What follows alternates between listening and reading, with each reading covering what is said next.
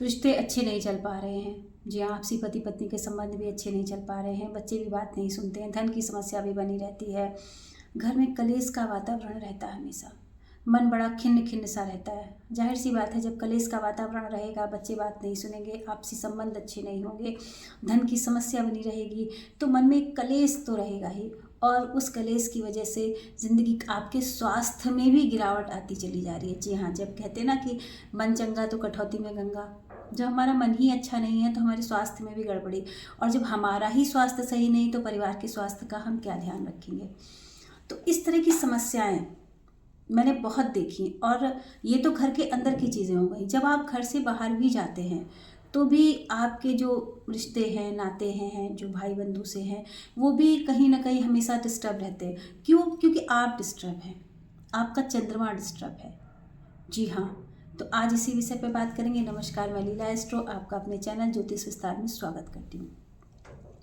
अगर आपके साथ साथ भी यही है, आपका स्वास्थ्य अच्छा नहीं रहता, आपका मन अच्छा नहीं रहता, आपकी सुख सुविधाएं, घर के अंदर की सुख सुविधाएं तो छोड़िए, जो बहुत ज़रूरी चीज़ें होती हैं, जो एक मूलभूत आवश्यकताएं होती, उसके लिए भी अगर आप परेशान हो जाते हैं तो देखिए अपना चार्ट।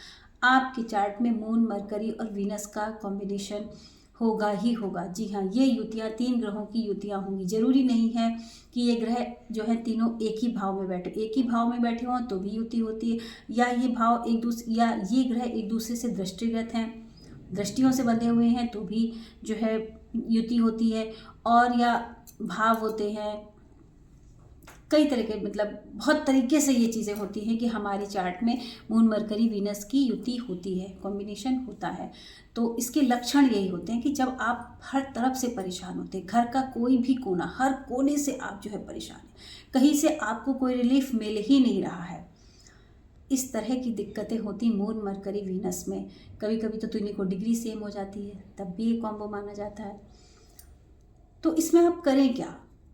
जी हाँ, अगर आप, सबसे ज़्यादा मैं जोर देती हूँ बच्चों के चार्ट पे। जी हाँ, आप अपने बच्चों का चार्ट शुरू से ज़रूर देखिए। देखिए, बच्चों का चार्ट हम कब दिखाते हैं? या तो बच्चे बहुत उद्दंड होते हैं तो 15-16 साल की उम्र में दिखाते हैं, या फिर जब बच्चे 28-29 में आ जाते हैं।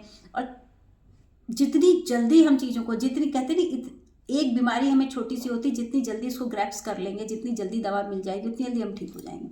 अगर वही बीमारी ने बहुत बड़ा रूप ले लिया तो फिर क्या होता है कि शायद जीवन भर दवा खानी पड़ती, वो बीमारी सही नहीं होती। इसी तरह से प्लैनेटरी पोजीशन भी होते हैं।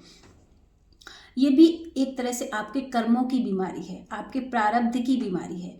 और अगर आप इसका पश्चाताप करना चाहते हैं, आप इसे ठीक करना चाहते हैं, तो आप अपने बच्चों का चार्ट शुरू से ही, स्टार्टिंग से जो है, जब वो 8-9 साल के होते हैं तब से ही आप उनका चार्ट दिखा के और रेमेडी शुरू की दीजिए। तो 5-6 साल में, जब तक वो 15-16 साल की उम्र में आते हैं, टीनेज में आते हैं, चीज़ें बहुत हद तक सही हो जाती हैं। क्योंकि लोग कहते कुछ नहीं होता रेमेडी से। क्यों नहीं होता भाई? रेमेडीज़ क्या है? रेमेडीज़ जो है हमारा पश्चाताप है। जो हमसे प्रारब्ध हो गया है, जो हमसे गलतियां हो गई हैं, उसका पश्चाताप ही तो हम कर रहे हैं, उसके बदले में कुछ पे कर रहे हैं, तो चीज़ें क्यों नहीं सही होंगी। और अगर आप ये बड़ी उम्र के हैं तो भी कोशिश तो करनी पड़ेगी। जी हाँ, कहते प्रयास तो करना ही पड़ेगा। एक भाग्य भरोसे तो बैठे नहीं करे, आज ये नहीं वो नहीं, रोना रोने से तो कुछ नहीं होगा। कोशिश करेंगे, हो सकता है कि आप ज़्यादा मात्रा में कोशिश कीजिए, बच्चे को छोटी मात्रा में कोशिश करनी पड़ती है, आप ज़्यादा मात्रा में कोशिश कीजिए, तो आपका जीवन जो दुश्वार हो रखा है, तो कहीं ना कहीं जीने का रास्ता, तो आपको सांस लेने का एक माध्यम तो प्रभु के चरणों में मिल ही सकता है ना। तो इसके लिए करें क्या? मून, मरकरी, वीनस जब होता है तो इसकी सबसे बड़ी रेमेडी होती है व्रत रखिए आप। या जो भी आपके इष्ट देव है, आप व्रत रखिए। और आप जो भी, मतलब खाना छोड़ते हैं, अगर आप व्रत नहीं रख सकते तो एक टाइम का खाना तो छोड़िए छोड़िए। और वो खाना जो आप, वो खाना छोड़ेंगे, वो खाना आप किसी को भी दे सकते हैं, किसी को खिलाना है आपको। ऐसा नहीं कि आपने व्रत कर लिया, लेकिन जो आप जितनी क्वांटिटी में खाना खाते हैं, 2 रोटी 4 रोटी, एक थाली खाना आप जो एक टाइम में खाते हैं, वो आपको किसी को देना है। वो कोई जानवर भी हो सकता है, वो जैसे आटे की रोटियां हैं तो गोलियां बना के आप मछलियों को भी दे सकते हैं, कुत्तों को भी दे सकते हैं, गाय को भी दे सकते हैं, किसी को भी दे सकते हैं। आपको अपने एक टाइम का खाना जो है, अगर आप पूरे दिन व्रत रख सकते हैं तो बहुत अच्छी बात है। और दोनों टाइम का खाना जो है आप किसी को दीजिए, 2 थाली आप किसी को खिलाइए। उसमें ज़रूरी नहीं है कि कोई इंसान ही हो, जानवर भी हो सकता है। और आटे की गोलियां मछलियों को भी खिला सकते हैं, इस तरह की चिड़ियों को भी खिला सकते हैं, किसी को भी खिला सकते हैं। जी हाँ, लेकिन आपको ये जो मून मरकरी वीनस की बहुत बड़ी युति बहुत खराब होती है जीवन में, व्रत रखिए और व्रत रख के आप अपने बदले का भोजन किसी को दे दीजिए।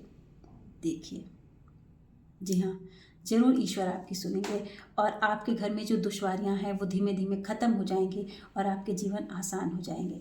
आप भी, अगर आपको नहीं समझ आ रहा है मून मरकरी वीनस की जो कॉम्बिनेशंस हैं आपके चार्ट में हैं और ये सब दिक्कतें हैं आपके साथ, तो ये जो रेमेडी बताई ये जनरल है। ये आपको अगर फ़ायदा नहीं करेगी तो नुकसान भी नहीं करेगी, क्योंकि कभी कभी क्या होता है, और भी जो कॉम्बिनेशन युतियाँ होती हैं हमारे चार्ट में वो कहीं ना कहीं काटती हैं चीज़ों को, कभी विरोधाभास हो जाते हैं। तो इससे नुकसान कुछ भी नहीं, फ़ायदा नहीं होगा तो नुकसान भी नहीं होगा। और आप अगर डीपली चाहते हैं कि आपकी चीज़ें सही हों तो आप अपने चार्ट का एनालिसिस करवा सकते हैं। एक छोटा सा शुल्क मैंने रखा है और मेरा नंबर व्हाट्सएप पे डिस्क्रिप्शन में रहता है, व्हाट्सएप नंबर, आप उस पर अपनी डिटेल भेज कर और जो है शुल्क पे करके आप मुझसे अपना चार्ट का एनालिसिस करवा सकते हैं। धन्यवाद।